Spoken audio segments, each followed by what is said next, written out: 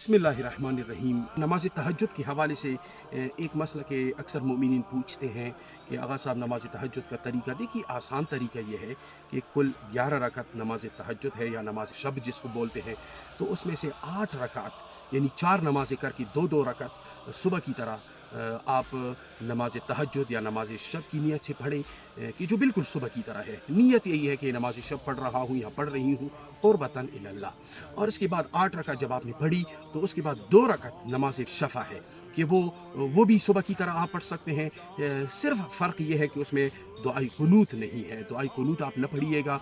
उसके बाद एक नमाज जो रहती है वो नमाज वितर है। वितर में ये है कि आप अलहम्द के बाद कोई 1-2 सूरे 3 सूरे भी तिलावत कर सकते हैं या एक सूरा ही तिलावत करें। उसके बाद आप हाथों को बुलंद करें दुआई कुनूत के लिए, और जो भी आप ज़िक्र पढ़ सकते हैं, जो भी आपके लिए आसाइश हो, आसान हो और जितनी आपकी कुदरत हो, वसअत हो। ज़रूरी नहीं है कि आप 100 मरतबा इस्तग़फ़ार पढ़िए, ज़रूरी नहीं है कि आप 70 मरतबा इलाही अल-आफ़ वग़ैरह पढ़ें, 10 मरतबा भी पढ़ें। जो आपकी कुदरत है, आपकी रूह से जो आवाज़ निकलती है, जो आप लिज़्ज़त से ज़िक्र करते हैं, बेशक 5 की तादाद में पढ़ें, काफ़ी है, कोई मसला नहीं है।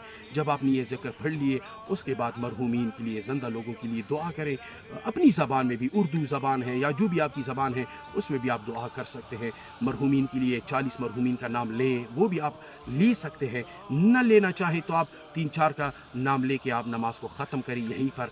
यही 5-10 मिनट की जो नमाज है, नमाज तहज्जुद की, जिसकी वजह से दिन को चेहरा नूरानी होता है और जिसकी वजह से रिज़्क़ जल्ब होता है, जिसकी वजह से मुश्किलात दफ़ा और रफ़ा हो जाती है, कि जिसकी वजह से आपके तमाम हाजात पूरे हो जाते हैं। अल्लाह हमें तौफ़ीक दे।